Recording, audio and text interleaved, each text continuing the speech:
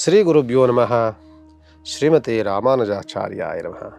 ಸರ್ವಮಂಗಳ ಮಾಂಗಲ್ಯೇ ಶಿವೆ ಸರ್ವತ್ರ ಶಾಧಿಕೆ ಶರಣ್ಯೇ ತ್ರ್ಯಂಬಕೆ ದೇವಿ ನಾರಾಯಣಿ ನಮೋಸ್ತುತೆ. ವೀಕ್ಷಕ ಬಂಧು ಭಗಿನಿಯರಲ್ಲಿ ಶ್ರೀ ಶ್ರೀನಿವಾಸ ಗುರೂಜಿಯ ನಮಸ್ಕಾರಾದಿಗಳನ್ನು ಮಾಡ್ತಾ, ಇದನ್ನ ವಿಶೇಷವಾದಂತಹ ರಾಶಿ. ಈ ರಾಶಿ ಅಧಿಪತಿ ಯಾರು ಅಂತ ಅಂದರೆ ಶುಕ್ರಗ್ರಹ. ಶುಕ್ರಗ್ರಹ ಅಧಿಪತಿಯಾದಾಗ ನಾವು ಪೂಜೆ ಮಾಡಬೇಕಾಗಿರೋದು ಯಾವ್ದೇವರಿಗೆ ಅಂತಂದರೆ ಮಹಾಲಕ್ಷ್ಮಿಗೆ ಪೂಜೆ ಮಾಡಬೇಕು, ಮಹಾಗೌರಿಗೆ ಪೂಜೆ ಮಾಡಬೇಕು, ಸರಸ್ವತಿಗೆ ಪೂಜೆ ಮಾಡಬೇಕು. ಈ ತ್ರಿದೇವಿಗಳ ಪೂಜೆ ಮಾಡುವುದರಿಂದ ಈ ರಾಶಿ ಬಹಳವಾದಂತಹ ಸೌಮ್ಯತೆಯನ್ನು ಪಡೆಯುತ್ತೆ ಮತ್ತು ಬಹಳವಾದಂಥ ಫಲಪ್ರದವಾದಂಥ ಅನುಗ್ರಹವನ್ನು ನೀಡುತ್ತೆ. ಅದು ಯಾವ ರಾಶಿ ಅಂತ ಅಂದರೆ ತುಲಾರಾಶಿ. ಈ ತುಲಾರಾಶಿ ಅಧಿಪತಿ ಯಾರು ಅಂತ ಅಂದರೆ ಶುಕ್ರಗ್ರಹ.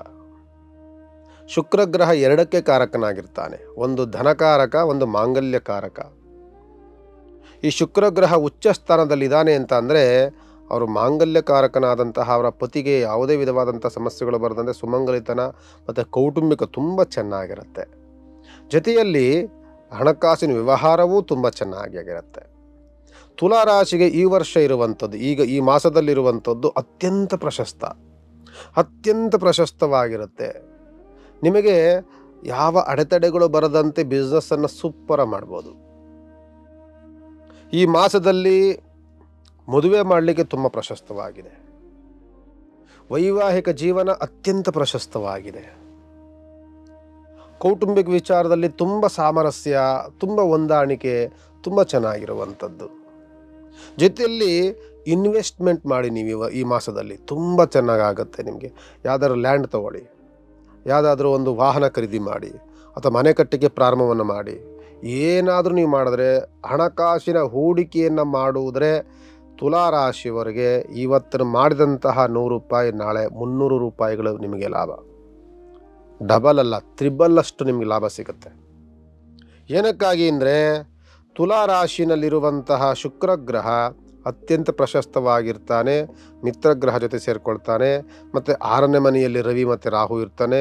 7ನೇ ಮನೆಯಲ್ಲಿ ಬುಧ ಮತ್ತು ಗುರು ಇರ್ತಾನೆ. ಇಷ್ಟೆಲ್ಲವೂ ಸಹ ಇದ್ದರೂ ಸಹ ನಿಮಗೆ ಅನುಗ್ರಹ ಮಾತ್ರ ತುಂಬ ಚೆನ್ನಾಗಿರುತ್ತೆ. ಆದಷ್ಟೂ ಸಹ ನಾನು ಹೇಳುವಂಥದ್ದು, ತುಲಾರಾಶಿಯವರು ಯಾರಿದ್ದೀರಿ ನಿಮಗೆ ಈ ಮಾಸದಲ್ಲಂತೂ ಅತ್ಯಂತ ಪ್ರಶಸ್ತವಾಗಿರುತ್ತೆ. ಆರೋಗ್ಯ ಚೇತರಿಕೆ ಇರುತ್ತೆ.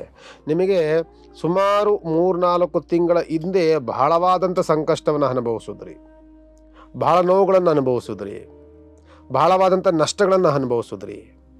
ಆದರೆ ಈ ಮಾಸ ಇದೆಯಲ್ಲ, ಈ ಮಾರ್ಚ್ ತಿಂಗಳಿರುವಂಥದ್ದು ನಿಮಗೆ ಅತ್ಯಂತ ಪ್ರಶಸ್ತ. ನಿಮ್ಮ ಪ್ರಯತ್ನಗಳೆಲ್ಲವೂ ಸಹ ಸಫಲತೆಯನ್ನು ಕಾಣುವಂಥದ್ದು.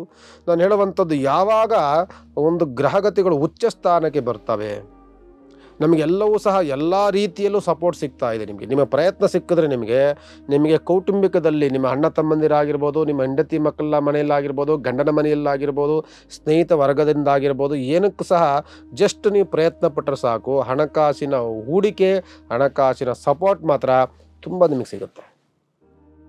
ಊಹೆಯೂ ಸಹ ಮಾಡದಲ್ಲಿರುವಂಥ ಅನುಕೂಲತೆಗಳನ್ನು ನೀವು ನೋಡ್ತೀರಿ.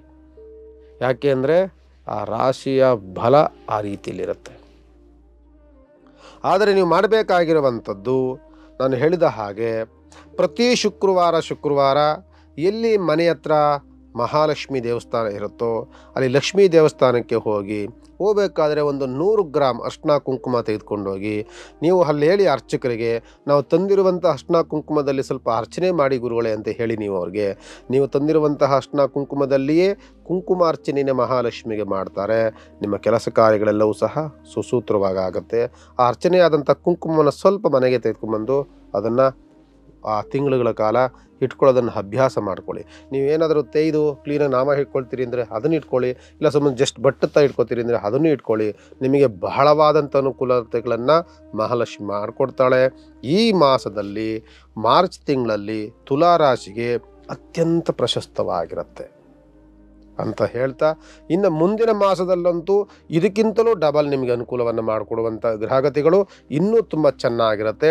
ಅದು ಮುಂದಿನ ಮಾಸದಲ್ಲಿ ನಾನು ಹೇಳ್ತೇನೆ. ಈ ಮಾಸದಲ್ಲಿ ಮಾಡಬೇಕಾಗಿರೋಂಥದ್ದು ಎಲ್ಲವೂ ಸಹ ಸುಭಿಕ್ಷವಾಗಿದೆ. ನೀವು ಮಾಡಬೇಕಾಗಿರೋದು ಕೇವಲ ಮಹಾಲಕ್ಷ್ಮಿ ಧ್ಯಾನ. ನಿಮ್ಮ ಮನೆದೇವರು ಏನಾದರೂ ಹೆಣ್ಣು ದೇವರು ಆಗಿದೆ ಅಂತಂದರೆ, ನಾನು ಹೇಳುವಂಥದ್ದು ಈ ಮಾರ್ಚ್ ಮಾಸಗಳಲ್ಲಿ ನಿಮ್ಮ ಗ್ರಾಮಗಳಲ್ಲಿ ಗ್ರಾಮ ದೇವರ ಹಬ್ಬಗಳು ಅಂತ ಆಗುತ್ತೆ. ಊರಹಬ್ಬ, ಮಾರಿ ಹಬ್ಬ, ಊರಹಬ್ಬಗಳು ಅಂತ ಹೇಳ್ತಿರ್ತಾರೆ. ಹೆಣ್ಣು ದೇವರ ಹಬ್ಬಗಳಾಗ್ತಿರ್ತದೆ. ಇದಕ್ಕೆ ನೀವು ನಿಮ್ಮ ಕೈಲಾದಂಥ ಸೇವೆ ಮಾಡಿ. ಯಾವುದಾದ್ರೂ ಒಂದು ಸೇವೆ ಕೊಡಿ, ಒಂದು ಮಡ್ಲಕ್ಕಿ ಕೊಡಿ, ಒಂದು ಸೀರೆ ಕೊಡಿ, ಏನಾದರೂ ಒಂದು ಹೂವು ಕೊಡಿಸಿ, ಇಲ್ಲಾಂದರೆ ಏನಾದರೂ ಒಂದು ಸೇವೆಯನ್ನು ಮಾಡಿಸಿ. ಇದನ್ನು ಮಾಡಿದಾಗ ಆ ಲಕ್ಷ್ಮಿಯ, ಆ ದೇವಿಯ ಅನುಗ್ರಹ ಮಾತ್ರ ಖಂಡಿತವಾಗಿ ತುಲಾರಾಶಿಯವರಿಗೆ ಆಗಿರುತ್ತೆ. ಇದನ್ನು ಮಿಸ್ ಮಾಡ್ಕೊಳ್ಳೋದಲ್ಲೇ ಮಾಡಿ. ಯಾಕೆಂದರೆ ಫೆಬ್ರವರಿ ಎಂಡ್ ಆ್ಯಂಡ್ ಮಾರ್ಚಲ್ಲಿ ಯಾವಾಗಲೂ ಎಲ್ಲ ಗ್ರಾಮಗಳಲ್ಲೂ ಊರಹಬ್ಬಗಳಾಗುತ್ತೆ. ಈ ಊರಹಬ್ಬಗಳು ಬಂದಾಗ ಈ ರಾಶಿಯವರು ನಿಮಗೆ ಎಲ್ಲ ಕೆಲಸಕ್ಕೆ ಸುಸೂತ್ರವಾಗಿ ಅಡೆತಡೆಗಳು ಆಗದಂತೆ ಆಗುತ್ತೆ. ಆ ಹೆಣ್ಣುದೇವರ ಪೂಜೆಯನ್ನು ಮಾಡಿ ಅಂತ ಹೇಳ್ತಾ, ಈ ಮಾಸದ ಜ್ಯೋತಿಷ್ಯದ ಕಾರ್ಯಕ್ರಮದಲ್ಲಿ ತುಲಾರಾಶಿ ಜ್ಯೋತಿಷ್ಯ ತುಂಬ ಚೆನ್ನಾಗಿದೆ ಅಂತ ಹೇಳ್ತಾ ಕಾರ್ಯಕ್ರಮ ಮುಕ್ತಾಯಗೊಳ್ತೇವೆ. ಭಗವಂತ ನಿಮ್ಮೆಲ್ಲರಿಗೂ ಸಹ ಒಳಿತನ್ನು ಮಾಡಲಿ. ಸರ್ವೇ ಜನ ಸುಖಿನೋ ಭವಂತು.